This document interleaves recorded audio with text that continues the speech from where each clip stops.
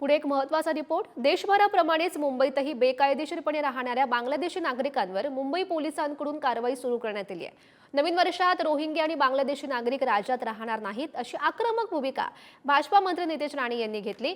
बांगलादेशींच्या मुसक्या अहवाला पोलिसांनी कशी नेमकी सुरुवात केली आहे पाहूयात हा रिपोर्ट।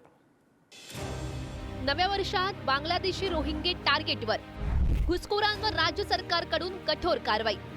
एकही बांगलादेशी रोहिंगा राज्यात राहणार नाही, नितेश राणे। बांगलादेशी रोहिंगे यांच्यासारख्या घुसखोरांचा आवाज आता मुंबईसह राज्यभरात निर्माण झालाय। राज्यामध्ये अनेक शहरात बांगलादेशी आणि रोहिंगे राहतात। त्यांना आधार कार्ड आणि जन्माचे दाखलेही मिळत असल्याची माहिती समोर आली आहे। मालेगावमध्ये रोहिंग्यांना आश्रय देण्यात येत असल्याचा थेट आरोपच भाजपा नेते किरीट सोमय्या यांनी केला।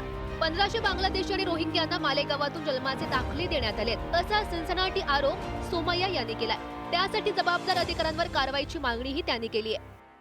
यात मोठ्या प्रमाणात मालेगाव हे रोहिंग्यांचा आश्रयस्थान झालेलं आहे।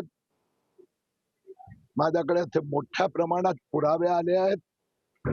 जे रोहिंग्या मुस्लिम हे देशभरात घुसतायत, भारतात, त्यांना मालेगावात आश्रयस्थान मिळत आहे। हा बोध जिहाद भाग 2 हे आता माझं लक्ष आहे। बांगलादेशी आणि रोहिंग्यांची घुसखोरी हा मुंबईसाठीचा चिंतेचा विषय आहे। अनेक घुसखोर मुंबईमध्ये येऊन भाड्याच्या घरात राहतात अशी माहिती पोलीसच देत आहेत। घर मालकांनी घर भाड्याने देण्यापूर्वी भाडेकरूची माहिती पोलिसांना द्यावी असं आवाहनही करण्यात येत आहे। पोलिसांना अशा भाडेकरूंची माहिती न देणाऱ्यांवरही कारवाई करण्यात येते। घाटकोपर पोलिसांनी मुंबईमध्ये बेकायदेशीरपणे राहणाऱ्या 3 बांगलादेशींना नुकतीच अटक केली।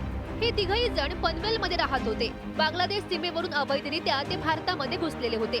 मुंबई आणि राज्यभरात पोलिसांनी घुसखोरांविरोधातली कारवाई अधिक तीव्र करण्याची गरजही व्यक्त होते। घुसखोरांचे हे लोंढे मुंबई आणि महानगरात येण्यामागे एजंट असतात, त्यांच्यावरही कारवाईची मागणी होते। कायद्यानुसार फॉरेनर्स ऍक्ट आहे, पासपोर्ट ऍक्ट आहे। पासपोर्ट ऍक्ट मध्ये एंट्री इनटू इंडिया, बांगलादेश किंवा इतर देशातून त्याचे रूल्स आणि त्याचा कायदा आहे। याच्यामध्ये स्ट्रिक्टली सांगितलेलं आहे की जी ड्यू प्रोसेस आहे त्यानुसारच त्याला आपण एंट्री देऊ शकतो। परंतु कुठेतरी प्रशासन आणि खास करून पोलीस आणि हे जे डॉक्युमेंट बनवणारा आधार असेल किंवा इतर रहिवासी पुरावे असतील, इथे कुठेतरी खूप मोठ्या प्रमाणात भ्रष्टाचार आहे हे दिसून येत आहे। गेल्या काही वर्षात घुसखोरांविरोधातली कारवाई अधिक तीव्र होताना दिसते। बांगलादेशी रोहिंगे टार्गेट, गेल्या 3 वर्षात पोलिसांनी 696 बांगलादेशींवर कारवाई केली। कोर्टाच्या प्रक्रियेनंतर 222 घुसखोरांना मायदेशी परत पाठवलं।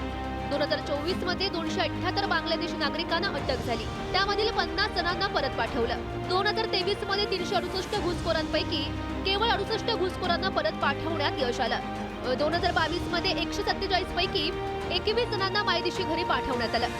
हो, कारण का आमची भूमिकाच पहिल्या दिवसापासून आहे की महाराष्ट्रातून आम्हाला बांगलादेशी आणि रोहिंगे मुक्त करायचं आहे। तर ही घाण आम्हाला इथे नको आहे, कारण का जिथे जिथे ही घाण जाते तिथे तिथे तो भाग खराबच करतायत। म्हणून अशा पद्धतीने अवैध पद्धतीने राहणारे हे जे लोक आहेत, जे इथे अतिरेकी कारवायांना मदत करतात, काही भागामध्ये मतदानामध्ये पण हे लोक त्यांचा सहभाग घेतात, या सगळ्या गोष्टीला स्वच्छ करण्याचं काम आमचे आदरणीय देवेंद्र फडणवीस साहेब करतायत, आमचं सरकार करताय। आता राज्यामध्ये सत्तेत आलेल्या महायुती सरकारच्या काळात घुसखोरांवरील कारवाया तीव्र होणार असल्याचं दिसतंय। किरीट सोमय्या या प्रकरणात लवकरच मुख्यमंत्री देवेंद्र फडणवीस यांची भेट घेणार अशी माहिती आहे। तर एकही बांगलादेशी रोहिंगा राज्यात चालणार नाही असा संकल्प नवीन वर्षात मंत्री नितेश राणे यांनी सोडलाय। मुंबईसह राज्यभरात महापालिकेच्या निवडणुका तोंडावर आहेत। बोध जिहादचा मुद्दा भाजपाकडून विधानसभा निवडणुकीत आक्रमकपणे मांडण्यात आलेला होता। आता घुसखोरांवरील कारवाईच्या निमित्तानं हा मुद्दा प्रचाराचा होण्याचीही शक्यता आहे। मुंबई आणि परिसरात या घुसखोरांकडे पॅन कार्ड, आधार कार्ड यांसारखे भारतीय नागरिकत्वाचे पुरावेही सापडले आहेत। आता या घुसखोरांवर कारवाईचं मोठं आव्हान दहशतवाद विरोधी पथकावर असेल। एवढंच नव्हे तर या बांगलादेशी नागरिकांकडे भारताचं नागरिकत्व असलेलं आधार कार्ड, त्यासोबतच पॅन कार्ड हे देखील पाहायला मिळतंय। या सर्व प्रकरणांमध्ये बांगलादेशींवरती कारवाई करण्यात आलेली आहे, ती म्हणजे त्यांनी केलेल्या बांगलादेशामधील पैशांच्या व्यवहारावरून। आता मोठं आव्हान आहे ते ATS तसेच दहशतवाद विरोधी पथकाच्या समोर आहे।